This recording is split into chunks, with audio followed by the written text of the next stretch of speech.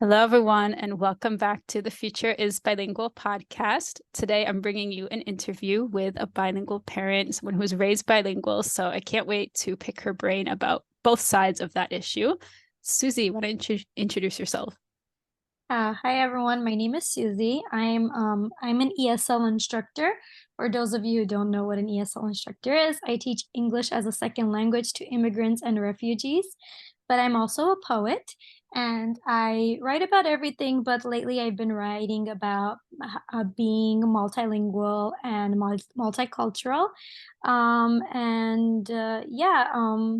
I'm so happy to be here to, talk about bilingualism.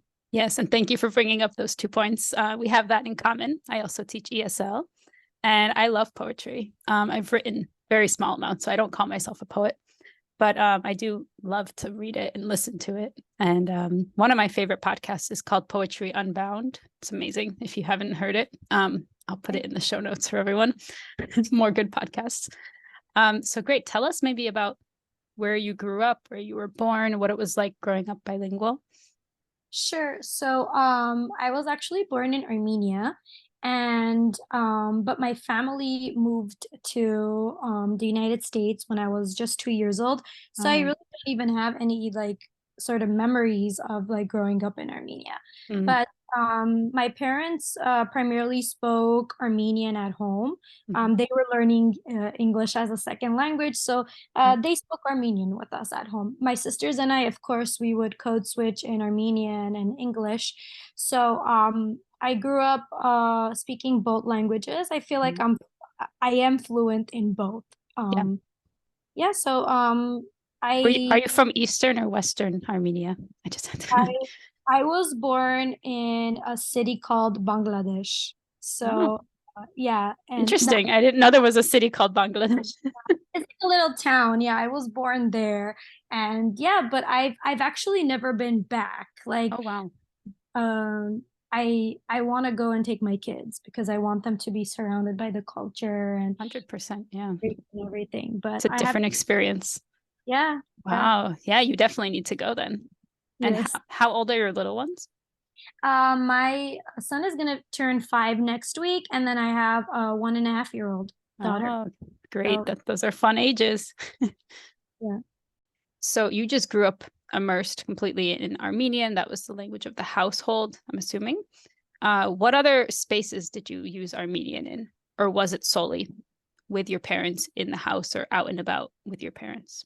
Um, so I So we spoke Armenian at home with my parents. My sisters and I would speak Armenian and English. And then with friends, it would be Armenian English, but primarily in English. Yeah.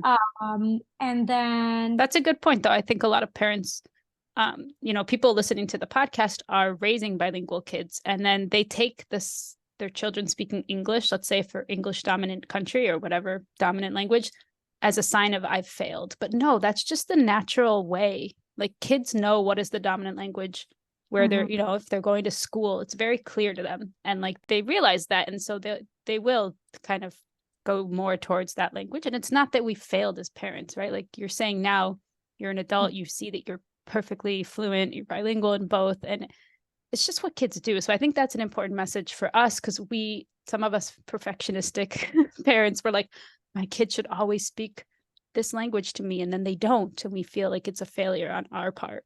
But no, I would say. Yeah, and like I just when I think back how I was raised, like yes, Armenian was spoken at home, but TV, if I was watching any cartoons, they were all in English. Right. Arthur, Oh, yeah. Barney, I like grew up on those too. yeah, Mr. Rogers, like all like the media, movies, cartoons, all of that was in English. Mhm. Of course, it like became more of the dominant language for me, English. And also like when I think about school, everything was in English. So if there, like for example, if I need to talk about algebra, for example, like I Yeah. cannot talk about that in Armenian. I didn't, learn any of the terminology. Right. Specific case like situations, I feel I am more fluent in English. I Yep. can have more open conversation, intellectual conversations more. But Mm-hmm. of course, like Armenian comes very easily when I have to express emotions. Like there's certain like phrases that we use that Mm-hmm. that I cannot say that in English, you know. So Can you give us an example? Is there something that you have like in mind of you've struggled to express it or explain it to someone? I don't know about struggle, but more like it expresses the meaning in such a more concise way. And I don't it's know. deeper. You don't get it if you don't speak the language. You just don't understand it. Mm-hmm. Yeah, I'm just thinking about like, you know, phrases that we use like in particular situations, like idiomatic phrases that we might not necessarily, we might have different idiomatic phrases in Mm-hmm. English don't necessarily have in Armenian or vice versa.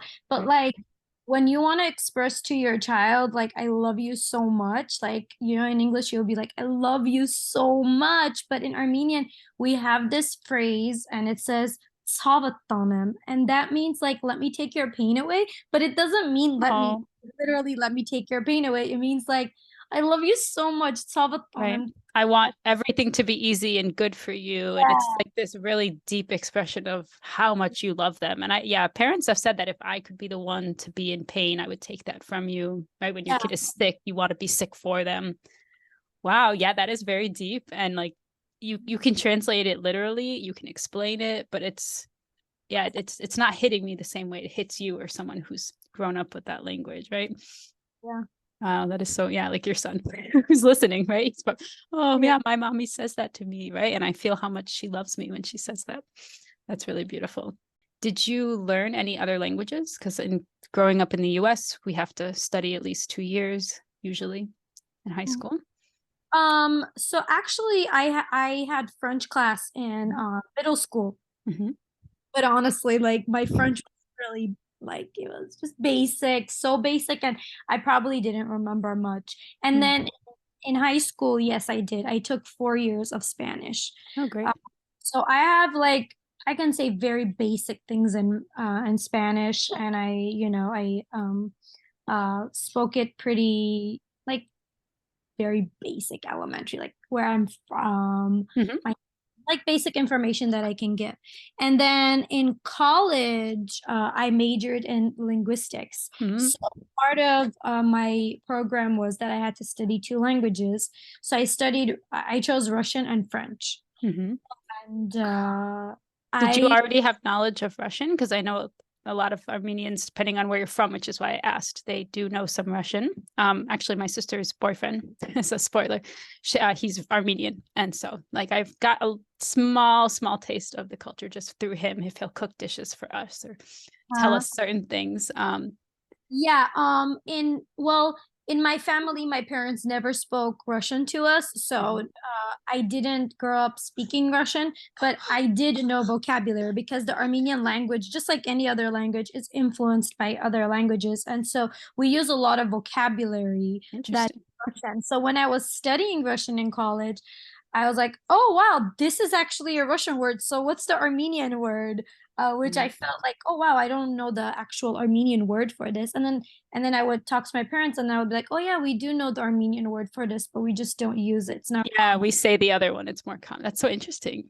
Yeah, Yeah. but we like in my family, we would listen to Russian music. We would watch Russian movies. So we actually listened to music in many different languages, French, Italian, and all that. So I was always surrounded by languages. Mm-hmm. Do So you do you think that led you to be more interested in linguistics, like your upbringing, or I, just I think it plays a part, but I also think it comes naturally to me that I love languages. I sometimes think it's genetic because mm, I don't know, like, my mom loves languages and she learns it fairly quickly too. Like when she mhm. was in her 20s, her sister, my aunt, lives in France, so she went to France for like about a few months and she learned a lot. So I Oh, sometimes think like, oh, like, do I have this love of languages because of my mom, because it seems like she loved languages too. mhm. um yeah, so I That's like think, both. Nature, maybe nurture, right? If you're, Yeah, is it exactly. innate or is it what you're surrounded by? I think probably as a kid, if you're hearing all these different languages, even just with music, right? It's kind of like, ooh, I don't understand that. That must be a different language. I wonder what they're saying, right? It's kind of this open curiosity that we kind And of, that's what I think is very interesting too, because just to go back, like I studied French too, but I actually speak French fluently now because my husband is French. So uh, we had a long distance relationship, so I learned French that way. And then I lived there for 2 years, so I became fluent in French. oh, But now my son, it's interesting because when we listen to music in multiple languages, he'll be like, "Oh, that's Armenian. Oh, that's Spanish. Oh, that's French. That's English." Like I'm yeah, like, okay, he's noticing, like yep. the differences that he's hearing. Yeah, So it's my kids would do that too. They'd be like, "Oh, why are you speaking Spanish right now?" If I was teaching, like, I want to learn Spanish. I'm like, "Oh, okay, cool. You can learn Spanish." Yeah, no, yeah. it's great. They start organizing the world and noticing those differences. And so okay, so tell us more. Where did you live in France? I lived in a city called Aix-en-Provence. Je connais, I know it. Connais, oui, Ouais, bien c'est sûr. Aix-en-Provence, Aix-ma-ville. Yeah, I So love. beautiful. All the fountains. Oh my God, I could just walk around that city forever. I'm like, this is the most beautiful, like quaint. I don't know. It's just so Provence. Like it's just so like southern. I'm like, this is so It beautiful. was the perfect city for me, I think, because I'm from LA, so LA is pretty big, but I do not want to live in a big city when I'm living in a different country because I don't really feel comfortable. But I also don't want to live in like Yeah, La a Campagne, the middle of nowhere. yeah, I don't want to live in like the village or something because I'm a city girl. So it was just the perfect size for me. I can walk downtown. My apartment was like literally a 5 minute walk to downtown Aix-en-Provence and Le Centre-Ville, Mhm. say in French. So it was a perfect size for me. And honestly, I think those 2 years are what helped me become much more fluent. Of course, my husband did too because we would Yes. we would always speak in French together or in English. So Mhm. he learned English from me, I learned French from him. But living there really just helped me a lot. Did you meet him while you were there I met or him. after? I met him 2 years, no, a few years before that when I went on vacation in France. So Oh, nice. vacation, just after getting my undergraduate degree, and I met Mhm. him at a store that he was working at, and then Wow. uh, we connected on Skype. Back then, Skype was really Skype. big. Yes, I remember talking to people on Skype. Yeah, so that's how we Oh, started communicating, and then yeah, we had a long distance relationship for 2 years, and then wow. I moved 2 years. That's amazing. And what did you do in France? I actually, when I moved to France, we got married, and the month that we got married, I also got my master's degree in TESOL. Oh, So nice. I was teaching ESL in France. Yeah. That's so perfect. Yeah, I can see your whole trajectory now. Like lots Uh, of languages. You can help your students if you kind of know more about their language, their grammar. You've got the Slavic, you've got the Romance. It's actually kind of similar to me. I have Polish and then Spanish and French and all. Yeah, so interesting. What was I going to ask? Did and the you? immigrant experience too. Like, I had of course it was very different because I chose to go to France, but Mm, I also experienced many of the things that my students experience, like, trying to find the right word in a special, scenario? Yeah, circumstance. the fear of talking. Like I remember going to the bakery and having to take out coins because it was very common for French people to carry $1 euros, and Hmm. that's common for me here in the US. I don't even carry cash. So Right. just the experience of like being in a country where it's not everything is foreign to you. And 100%, 100%. And even if you have to do any paperwork, you guys got married, so you have to do paperwork that like that. It's like very intimidating. It's very just challenging. I remember opening a bank account, all those experiences you have as a foreigner. Like it's hard, right? And especially if we're young when we go over, right? A lot of us go over after college and we're like, I don't even remember doing this in America because my parents probably helped me, or my parents had already set up an account, and I'm like opening my first bank account in a foreign country. I'm like, what am I doing? Yeah, and you actually kind of learn things about your own country. Like I learned a lot of things about the United States by living in France. Just a bank account. Like I remember my ATM card, like I couldn't choose my ATM code. Like you couldn't in France. It was given to you. And that's why I would always forget it. And Yeah. the ATM machine would eat my card after 3 attempts. Oh And no.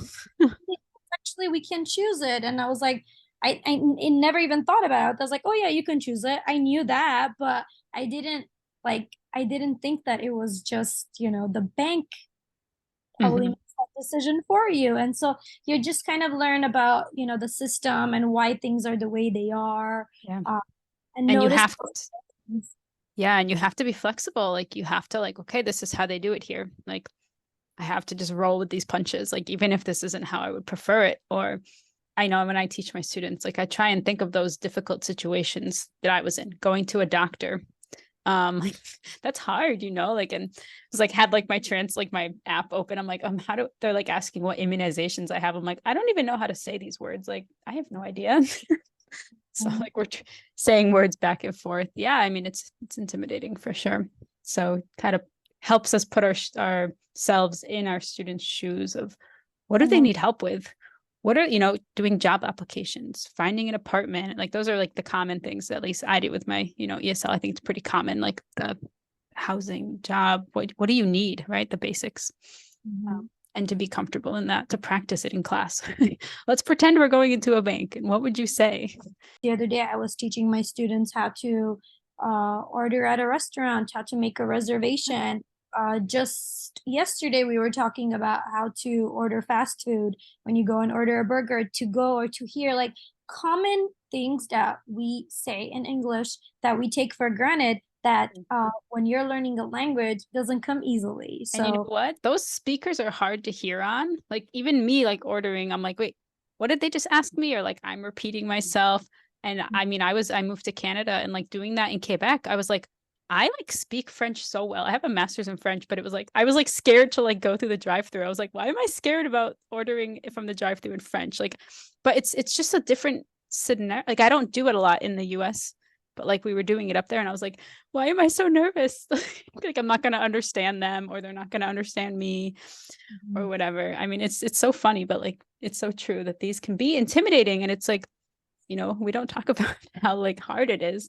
It is. It's very hard, and Phone calls, oh my God, phone calls are so hard. definitely. And when you become a language learner, you become a child, because that's when the fear comes in and you're like, okay, you don't know anything, you feel like you don't know Yep. anything. So, Yep. yeah, definitely I tell my students, like, look at your progress. Don't focus on always on what you don't know. Focus on what you already learned, because that's gonna help you progress. And So so true. Hmm. definitely it's intimidating to speak a language that is your second or third language. For me, French is my third Hmm. language.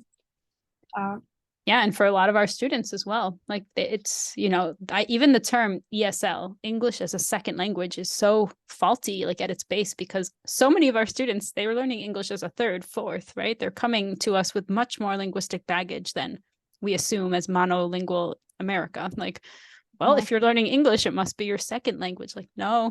If So I I do prefer the EFL, English as a foreign language. Or, I mean, there's so many, don't get us started on all the different terms of ways English classes are called for foreigners, because there's many.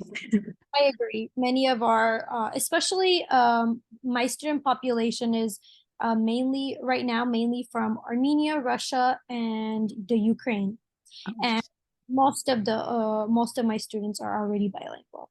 They already, interesting. in fact, sometimes trilingual, because they already come with, most of them come with some sort of knowledge about English too. It's not Mm, starting from, scratch, like yeah. they have some knowledge of it. Some of them don't. Some of them, they study German or French, so they don't have any knowledge of English. But most of them are at least bilingual. If bilingual. Yeah, we had two sections. So we had a beginner class and then an advanced class. So I was with the advanced, but we did have a lot of students, mostly Spanish speakers in my area in Connecticut, that were like, they didn't know any English. So they were maybe older. They came from a Spanish speaking country, but I had a mix. I had a Japanese person, Brazilian, Jordan, so Arabic speaker, a couple Spanish speakers, but yeah, it was like a big mix of different places, different languages. Ukrainian girl came as well, but yeah, it's so helpful, I think, to have been in that situation, right? Which is where we started moving to France. Tell us more about you and your husband. Like, did you guys talk about how to raise your kids? I mean, obviously you're a multilingual couple to begin with. You guys were helping each other. He helped you with French, you helped him with English, but was there like a discussion, or did it just like happen naturally? Like you both already knew how you wanted to raise your kids? We knew that we wanted our children to be trilingual. Like we wanted them to have knowledge of all three languages because we love languages, and I think languages open up a door to see the world in a very different way. In fact, in Armenian, we have a phrase, we say, "İçkan lezu gides et kam martes." That means like the more languages you know, the more you understand the world, your viewpoint is different. Like when you know a language, you don't just speak the language, that comes with the culture, that comes with the understanding of the world in a very different way. So we knew that we wanted our kids to be trilingual, and we speak to them in all three languages. Okay. So my son has knowledge about all three. Like he knows all three. He understands all three. So how do you organize that? So let's say there's someone listening who is not yet pregnant or maybe pregnant, and they're like, how am I going to do this? Right? Maybe they also have three languages in their family. Like, can you kind of break it down? Because like they might be thinking like, what do I give more priority to? Like they're going to get English eventually. Let's say if they're based in the US or UK or somewhere. But like, yeah, how does that actually work? Because you can tell us, oh yeah, we speak all three, but like when? How? Who speaks what to whom? What does dinner look like if you're all sitting together? Yeah, and I think that the research has shown a few different ways that you can go about, Right. teaching. There's not one way, right? But just tell us in your experience, how does it work? In our experience, we try to speak as much as Armenian and French at home as we can, because we know he's going to get English. Exactly. Around dinner time, we just code switch all the time. So I might say something in Armenian, and then I might say something in French because I speak French too. So I try to say that to speak French to kids too. So I speak all three. Honestly, I don't know when I speak which one. That's great. Because in our family, we do it so much. My husband doesn't speak Armenian, but he understands a lot because he's been around the language for a long time now. But we just, it's not even like choosing anymore. It's just, we do all three. Right. So whatever language it pops out in is great. Like you're not worried. You're not like organized, like, oh, this day is this day is that. You're just speaking your languages. It's just the natural kind of method. Like whatever way I feel like expressing this idea, I'll say it to him. If it's, are you hungry? Tu as faim? Whatever that would be in Armenian, it doesn't matter. You're just going to ask them. Yeah. And there are certain things where I feel like I might say it more in Armenian. Like, for example, like if you're hungry, I'll probably say in Armenian, "Sovatses," or "Juruzumes," do you want water? Or like so common stuff that I'm just thinking about, like I say in Armenian. It's second nature. I feel that way too with my kids. Like I'm always just like, I'll call them and be like, "Chachaki," like, "Hey, little kid," like that's just how you call them. Like, "Hey, little kids," meaning like, listen to me, I'm going to tell you something. But I would never say like, "Hey, kids," "Hey, children," like, like, but I say it in Polish. I don't know. It's weird. Things like, I'll say to him sometimes like, Kiankas. Kiankas means like my love. Actually means my life, and it's very strong in Armenian. My life. So I'll be like Kiankas, Hamovas, my little, like, I love you, you know, like Yep. Hamovas would probably be something like mon chéri in Hmm. French. Hmm. So like, yeah, I use phrases like that, so he's around that too. And Which my is so dog, sweet. yeah, Okay. So yeah, it just kind of comes out as it comes, which I love that. I feel like some of us get a little too stuck in the organization, or I think that you've got the right like priorities, like focus on French and Armenian, because those are going to be taking, they're just have a more of a back seat if you're growing up in the US. So you don't need to worry about English. It's what I tell people all the time. Like, you don't need to worry. Even if your child like never hears a word of English, like they're going to learn it. They're going to go to school. It might be hard for them. Like, I don't suggest doing that because they're going to have a really hard kindergarten year, but yeah, like they will learn English, like my daughter wasn't speaking any English at 2 because she was like a little tiny baby during the pandemic. And like my mom was like, she doesn't speak English. I'm like, she will. Now she's like, doesn't shut up. She talks English all the time. I'm like, you see, she just needed like a little exposure. She's fine. yeah, yeah. They eventually learn it. Yeah. Oh, yeah. I mean, they So, need it. It's everywhere. yeah. So even if you don't speak it, they'll hear it from the store, they'll hear it at school, they'll hear it from friends, right? Like they will get it. Siblings, like you said, it's Yes. going to come in one way or another.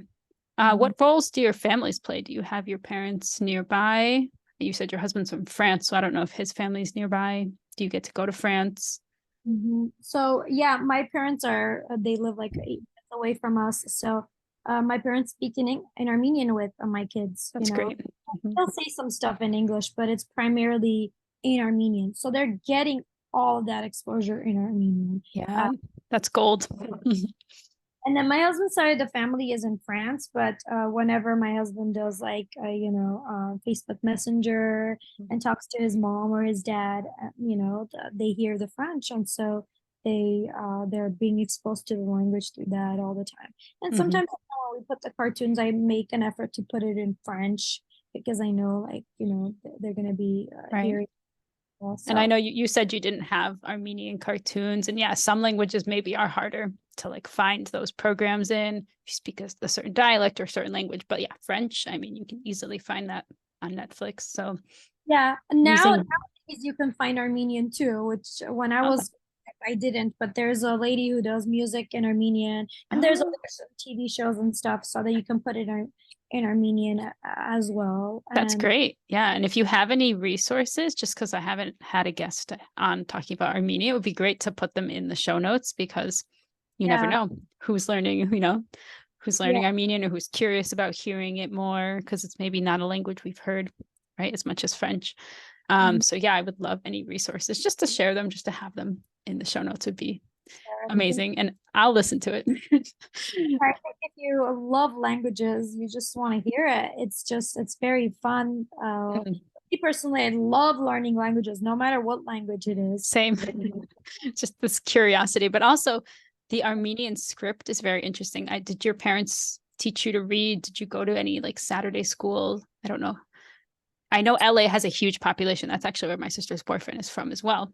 So I know there's a huge Armenian population out there. So were there schools and things? So there are private Armenian schools. I never went to a private Armenian school, but in California, up until the third grade, I actually learned Armenian in school. So they would pull us aside for 30 minutes, teach us Armenian reading, writing. That's amazing. That's just part of the public school. That was part of the public school until the third grade when there was a proposition that passed. Oh, Uh, this is around the time like people thought like, oh, if you learn a different language when you're little, your English is gonna suffer, and it was like completely false. faults. Yeah. Ugh, And so yeah, up until the third grade, I did learn Armenian, and then after that, I didn't. So I didn't know how to write in Armenian or read like very basic level, but right. when I was in high school, I I just like had a really big interest and I started teaching myself. So I have like a literally a notebook. I still have it where every day I would like write all the letters. Like I Mhm. would concentrate on 2 or 3 letters and I would write it down. That's Copy great. those very basic exercises where you just have to rewrite the same Yep. letter. Yep. I literally bought a book where it has the Japanese hiragana and katakana to like learn, because I'm like, okay, I'm just gonna like commit to this and like literally, yeah, just copy it 5 times over because I can't like keep them straight. There's so many. And Yeah. yeah, Armenian has this beautiful script, but it's so different. It's not like, oh, I want to learn Spanish and it's the same alphabet. Like it's a whole nother alphabet. So Whole other alphabet, and we have mhm. 36 letters, so we have sounds and that are not common in other languages, like we Uh, also have like p and b, which are like two different sounds, yeah. so we so I taught myself all of that, and Is that r similar to the Arabic? I'm not sure. Oh, I okay. It sounded a little bit similar. I'd have to talk to Yeah. someone who knows both. So yeah, I taught myself in high school, but honestly, I don't read very well. When I read, I get very frustrated because it's kind of like at a kindergarten level or maybe like a first grade level. I'm not sure how to assess I think it's like a first grade level. It's Right. very slow. I don't recognize some of the letters, and I can figure out some of the words because I speak the language. So it kind Right. of like comes easily when I could figure out like a series of Once you letters. can hear it, you're like, oh, Yeah. yeah. So yeah, I'm definitely I can't write in Armenian the same way I can write in English. Hmm. Or probably even French, right? I mean, In French, I probably write better in French. Yeah. right, because there's that similarity. And do you plan to introduce that eventually to your kids, just, for curiosity's sake, or right, even if it's not like, oh, I've mastered it, but like they could still kind of maybe learn it and practice. Is that in the Yeah, plans? I want to do that. If my son cannot go to Saturday school for whatever reason, there's a company that I found that makes workbooks in Western and Eastern Armenian. Amazing. Oh, Purchasing that so that he can and my daughter they can both learn that. And then French we already have, mhm. because it's similar alphabet. My mother-in-law got him those workbooks where he can write the letters Every and time I have a French guest or someone who speaks French, we always joke about these like cahiers d'été, like these like summer workbooks. Like the French love their workbooks. They love making kids write and practice. Yeah, like that's very French. So I'm sure there's no absence or no lack of yeah. workbooks and practice books for French, because yes, that is culturally they love that stuff.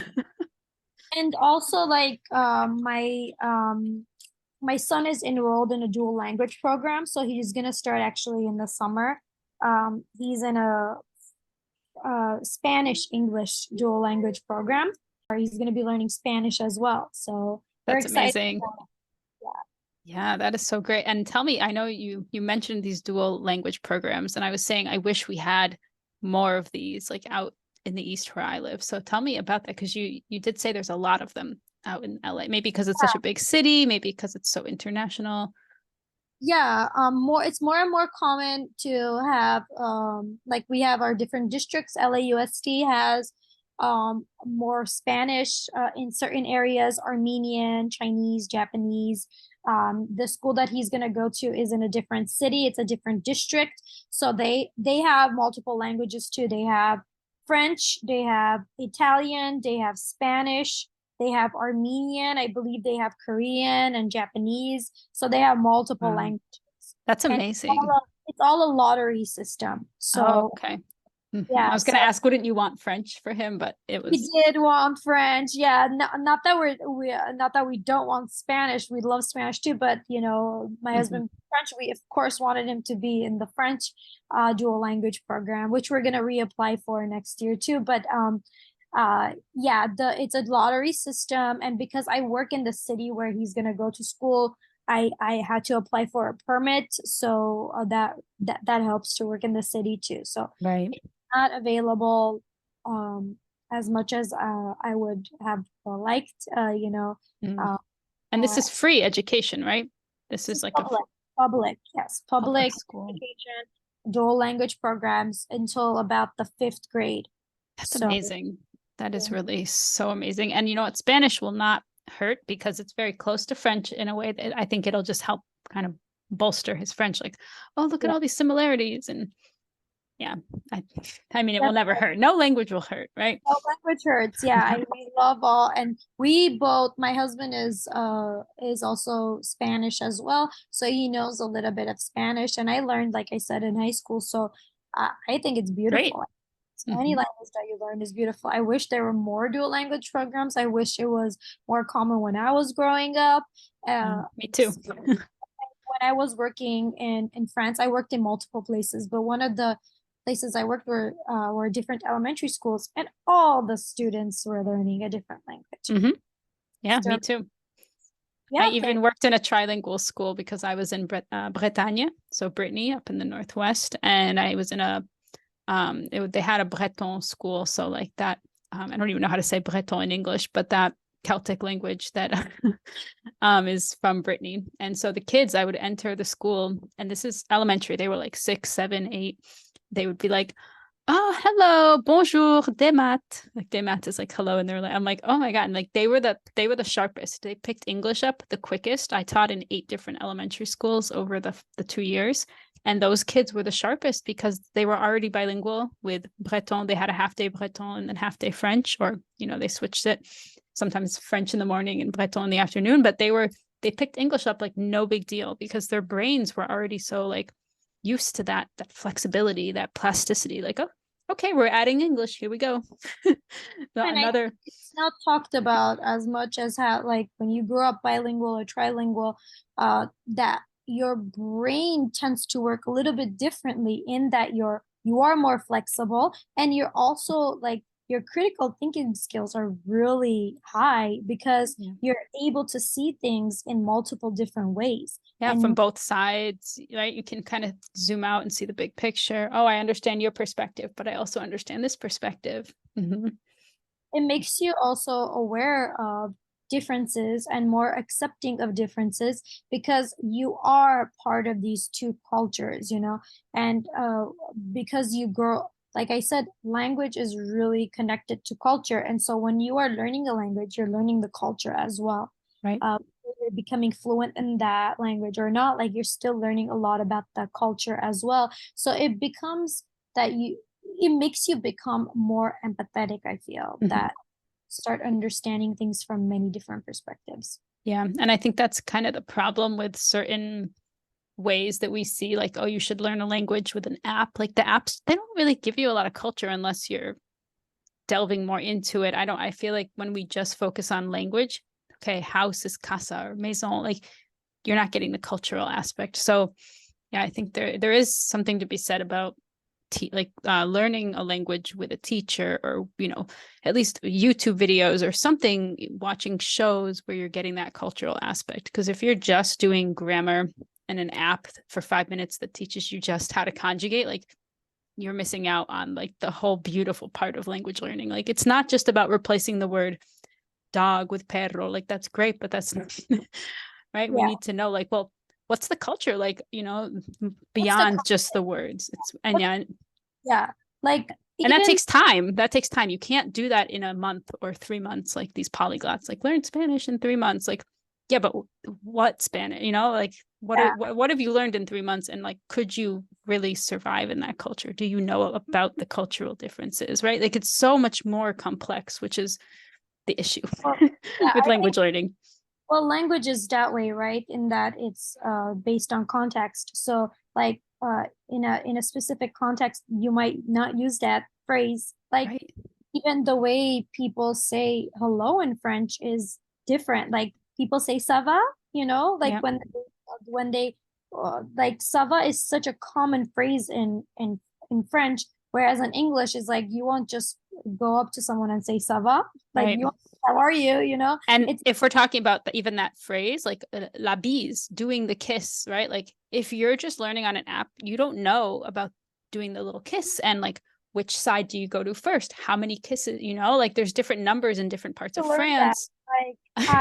Because my husband's side of the family, like, so when I would see my mother-in-law only 2 kisses. But when I would go and see my husband's grandmother, and with them, I'd have to remember I have to kiss them 3 times. Mm-hmm. I would always leave them hanging, poor people. Like I was And like, I always forget. Like, oh, I have to give them le bise 3 fois, 3 times. deux Like, fois, yeah. yeah, like, And and the way you start, you know, it can get really awkward. Or like some people, I think it was in Morocco, I think they would do like 2 on the same side. You know, like it's not always just like 1 back and forth, right, left. Sometimes it's like 2 on one side, 1 on the other. It's well, so confusing. it's also very confusing because I don't know who I'm supposed to do it to. Like Right. it's a very for me, like growing up in the United States, I don't just like kiss anybody, you know, like Exactly. we usually hug our friends or somebody we Or don't we know. just wave. We're like, hey. Or we shake their hand, or, you know, but in France, like I would go to like soirées, like, you know, Parties, that yep. parties that, you know, my husband's friends would do, and then there would be people, and I didn't know, like, am I supposed to faire la bise? Am I supposed to give them a kiss, like people that I don't know? Because is that Yep. rude? Yep. Is that No. if I don't kiss them? So, you know, So that's funny. part of the language too. Like you're learning the language, but you're not learning the context, and you need to Yeah. know to be able to use it. And it doesn't have to be that you go to the country. Of course, that's like amazing. That's a wonderful way to learn. But like if you take a class with a teacher who can explain that to you, hey, you say, you know, you say bonjour, you say bonsoir, you say ça va, and then you have to do this thing if, you know, depending on where you're going. I think that culturally rich, like, you know, let me tell you a story. Let me tell you a funny thing that happened. Like you know, like those personal stories, I think make it so much more than just when you're on an app like that.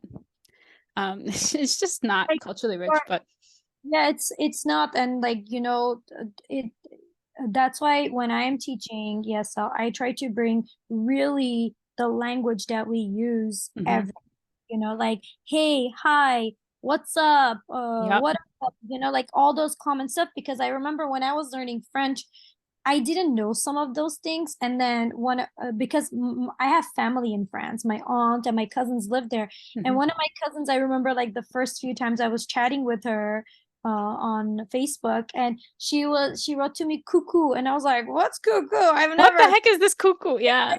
you know."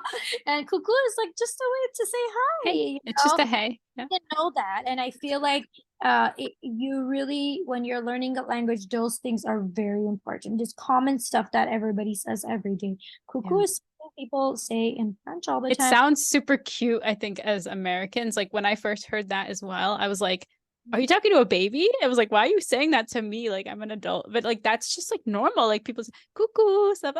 Like it's just so and, normal.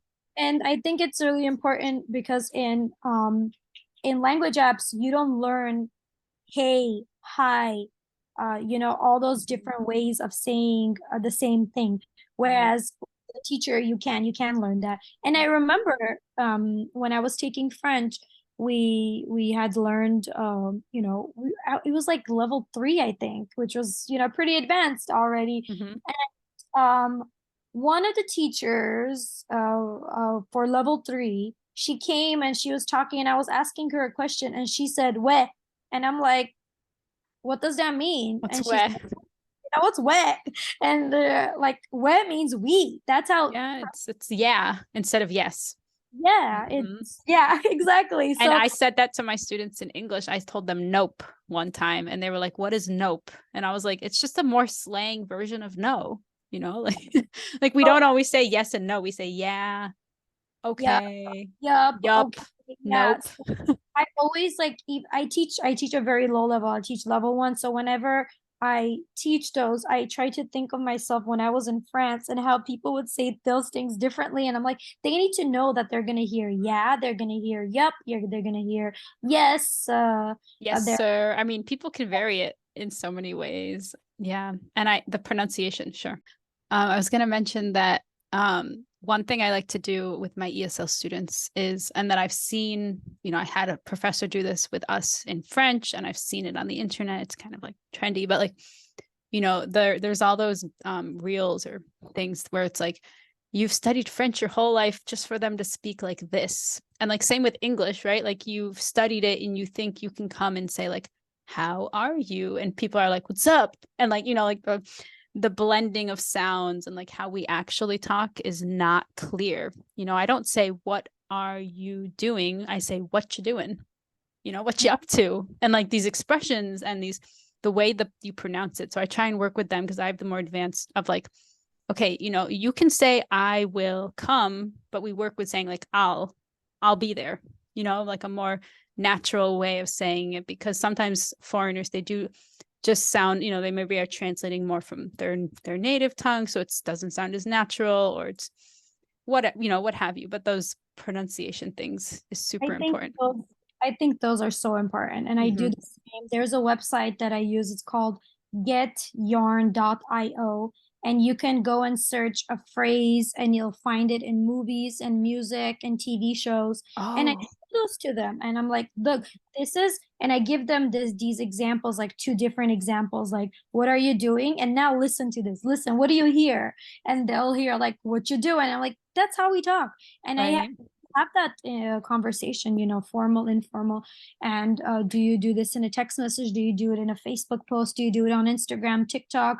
Right. When you're at the doctor's office with the professor. So I think those are really important nuances of languages that sometimes, like, that you don't necessarily learn. Right. And They might learn it the hard way, but if we can like teach them earlier, that we can prevent them from falling into a trap of using it with their doctor when they shouldn't be, or yeah, things like that. Like just clarifying. Adults, we need clarification. Kids, they can stumble through that kind of stuff and make, errors. And it's like, oh, they're little, like we excuse things that they do that maybe aren't appropriate, or like, oh, you shouldn't say that. They start using swears, like, no, we don't use those. But as an adult, like, you need to avoid falling into those traps. Like, we don't get the same benefit of the doubt when you're 30, 40, 50 learning a new language. So definitely. we'd rather be ready. We'd rather be prepared. Definitely. And what my students tend to tell me is like, oh, that's a different language. I was like, I didn't invent it. Yeah, So it's not our fault. We're yeah, here and to help you, right? We're here to bridge the gap between maybe the English you've studied back home with a foreign teacher, maybe that, whatever, and then the way people actually talk. So yeah. I think it's really helpful to also tell people, whether it's a language student or whoever is learning a foreign language, that it's difficult. That, yeah, it is hard and it does take time, and focus on your progress, because, yeah, it does sound like a different language. Similarly, when I hear stuff in French sometimes and I don't understand, I'm like, oh, what does that mean? Like Yeah. they're getting all these words and making it into one, two. And I say, you do the same thing. I tell my students, you do the same thing in Armenian, you do it in Spanish, you do it in Russian, you all do it too. It's just that it's so second nature to you that you don't realize it. You don't recognize it anymore, right? I say Right. that to my students too, because they always say Spanish speakers speak so fast. And I'm like, have you heard yourselves? Like, if you were not a native English speaker listening to you guys talk English, they'd be lost, right? So it's the same. I mean, we're used to that. So it doesn't seem fast. But when you're not used to it, it sounds like it's going a million miles an hour, and you can't hear the different words because you're not used to them yet. And that whole dissecting, finding where does this word end and this word begin, that's hard. Yeah, I think it's super important for us as teachers to tell our students, like, hey, I've been there, like maybe I'm even there right now. Like I always tell my students, like, I'm learning Arabic and I can't pronounce these different sounds and I'm struggling so much. Like I tell them, like, it helps them feel like, oh, okay, like even my teacher has trouble. Or I spelt a word wrong in my English class the other day and I was like, oh, sorry, that was the French. I wrote pourcent. Like I was trying to write percentage, but I wrote it with the pourcentage. And then I was like, oh, whoops, it should be an ER, not an OU. It's like, oh my God, I'm like, I can't control, like my brain is like a mess. Like I try my best to keep it straight, but it's fine, right? Like that doesn't make me any less of an English speaker, right? But when you do that in a foreign language, you start thinking I'm a bad Spanish speaker. I'm a terrible French speaker, whereas I don't when it's my native tongue. So like we got to stop, like we make mistakes all the time. It's just part of being human. Definitely, I agree. Okay, I would love to know. Okay, yes, obviously you're going to share resources with me. I know you've mentioned Armenian, but if you have French ones as well, because we have lots of people learning French. But could you teach us? I know you've mentioned, like, as we've gone through this talk, but maybe a specific phrase or word, something that you in Armenian specifically. I would love to learn one. Sure, I'll teach you how to say I love you, which I think Okay. I'm learning how to say I love you in different languages. Okay. So in Armenian, you can say it in many different ways because Armenian is not English like English, where it's subject, verb, object.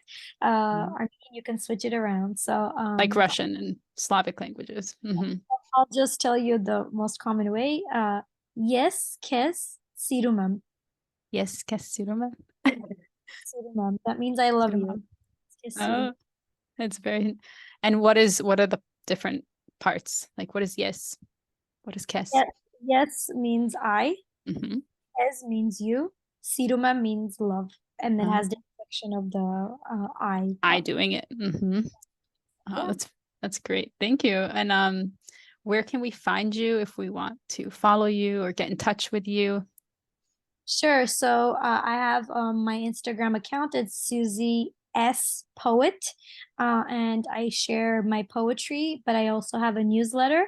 It's in the link in my bio. The newsletter is on Substacks called "You're a Masterpiece," because I Ooh. think each and every person who is multicultural or multilingual is unique, Mhm. masterpiece. And I think we should be celebrating that we're different instead of trying to Yeah, uh, fit into this box of being like the same as everybody else. So yeah, I write 100%. write about the newsletter. That's wonderful. Yes, I will add links to all the things, where to find you. And I wish I had asked. So tell us a little bit. Do you write uh, all your poetry in English, or do you add your different languages in there? Is it, if you write in Armenian, is it like all in Armenian, or do you like mix a word in here or there? Because I have a friend who's a poet and she uses Romanian, but like with English. Like she just kind of like interweaves them in her poetry, which I find so beautiful. And I will link to her as well, to Addie. So I write primarily in English because it's the language that I can write the most fluently in. Mhm. But because I do speak French, I do I do incorporate some phrases, some words in French too. Nice. And I know Armenian too. So again, some of my poems are titled in Armenian. Mm. So I know how to, and I work really hard on writing it myself instead of like Googling it. Mhm. Uh, I because I do have some working knowledge of the Armenian alphabet too. Script. So Mhm. I try to use some Armenian words, some Armenian phrases, because my poetry is about growing up multilingual and multicultural. So of course, the poetry should reflect that. And so it Right. really reflects my experience, my identity, my language capabilities. So I Mhm. incorporate all three. Yeah, that is actually one of like the qualms I have with my own podcast, right? Like I'm making a podcast about multilingualism and most of my episodes are in English. I'm like, oh, so that's why I recently published one of my episodes. I recorded it in English and I recorded it again in French because I was like, there needs to be more language on this podcast. We use words here and there. Speakers will introduce us to a sentence and things, but it's like I need to make a better effort to make this actually like more multilingual, but it's hard. You want people to have access to it, but at the same time you want to use your languages. And yeah, I think it's a really interesting kind of tightrope that we walk. To I want people to read my poem. I don't want them to feel lost if I put too much Armenian or French, where they're not going to understand. They're going to just breeze past it. So it's an interesting, as a creator, as a person who's in this, we're both in this sphere of multilingualism, bilingualism, raising multilingual kids. So yes, it's wonderful. I will definitely link and have people check it out, and just Google Armenian if you've never seen the script. It's so beautiful. I have to put a plug there. People need to know. I feel like we need a better knowledge of different scripts. I feel like many people, they can't even tell you if it's Russian versus Greek. I'm like, these are big languages, people. Like we should be able to have at least some working knowledge of these scripts, I think. I'm biased, of course, but I think that the idea of like diverse voices is very important in that we need to get um, um, the stories of many people from diverse backgrounds told. And so when we share these stories, it opens up the door for other people to share those stories as well. And that's one of the reasons why I started my Substacks, is because I had I had the experience of growing up as a child of immigrants in this country, Mhm. and I never saw that portrayed or talked about. Nobody really talked about it. So I said, Exactly. "You know what, I'm going to start the conversation about it, because there are important things that are, that we experience as children of immigrants, and 100%. Yeah. in this culture of like these two cultures, two different languages, or two or three different languages." Mhm. And I think that those stories need to be told. And so, because it reflects a large part of the population. It Uh, does. And actually, that reminds me of one of the episodes I just published with Maria. And I titled it, straddling two different cultures, because she talks exactly about that, being a child of immigrants, but you also have your foot, you're in America, you're being raised here, but like you're still part of the ethos of your parents' culture and the way that they were raised. And so you're like, oh, like at home, it's one way, at school, it's one way. And there's just not enough in the mainstream media talking about that and giving a voice to those. And the number's only growing. They're steadily, for the past couple decades. It's like more and more of the children have a language other than English at home. Like it's not a minority anymore. exactly. And it's not just in big cities, and it's not just like in New York and LA. Like it is, all over. So I think the more that we can produce, the more, we have this wonderful thing, the internet, social media, we can spread the message and people can share it and find it. And if you're looking for something and you don't find it, create it, which is what you did basically. So Exactly. it's so wonderful. You have to share those stories, and I want to share those stories because I think many people can relate to it. And I also want to empower people to, feel proud of, their their their multicultural identity, because that's not the message that we always get, so Yeah. and we need to celebrate it, and we need to feel proud of it, and we need to spread the message about that. So that's why I write my poetry. That's why I started the Substacks, because that's something that I really feel passionate about, and I think it needs to be um talked about much more. Yeah, I love it. I love the message you're spreading, and I will share your Instagram and all that good stuff so people can find you. They can sign up for the newsletter. They can get in contact if they'd like to, send you a message. And yeah, thank you for taking this time. And it's great. It's been great talking with you. I feel like we could just talk about French and all these things all day, but yeah.